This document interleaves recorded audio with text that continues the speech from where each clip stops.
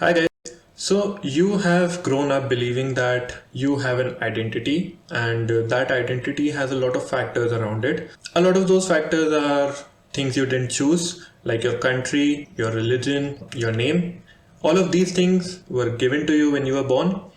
Other than those, there are things you can choose, like your core competency, your hobbies, a religion for some people.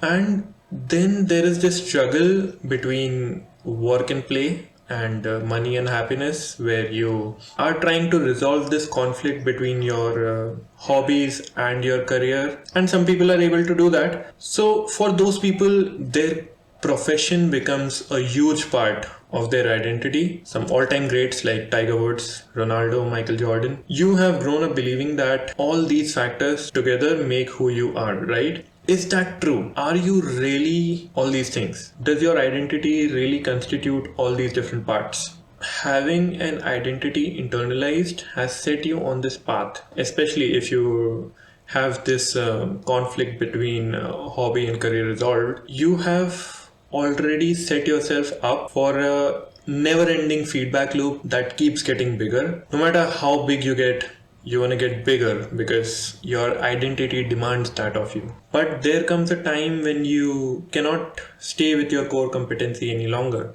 And that becomes a major shock for a lot of people because it is the death of the identity they spend their entire lives building. And this is why people feel restless and depressed and anxious after retirement. Your identity is not all those things you have perceived it to be. And most of all, your identity is not your core competency, even though right now you believe it to be a major part of it. And acknowledging it will free you from the constant fear of death that you feel right now. You have studied your entire life and practiced and perfected this core competency throughout your life. This has to be your identity, right? That is your belief system right now. And it limits you.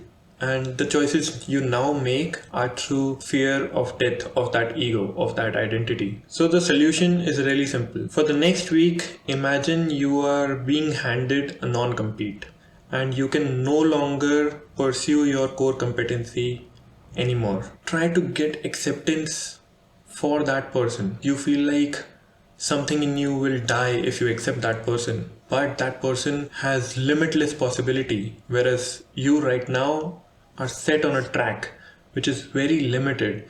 Even though you feel like you have this constant state of progression, it is still limited.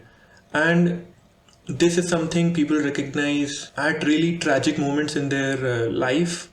For example, a boxer that has to retire because of an injury, or a basketball player that cannot play any longer, or a musician who loses their hearing. And if you can accept the person who you are without your core competency, you will be completely free and limitless in your possibilities. And you may still choose to act on your core competencies for your entire life, but it is a choice you will make without fear. I hope this video helped you. That's it for today. If you like the video, please like it, share it, subscribe it. And that's all for today. Thank you so much for watching. Take care.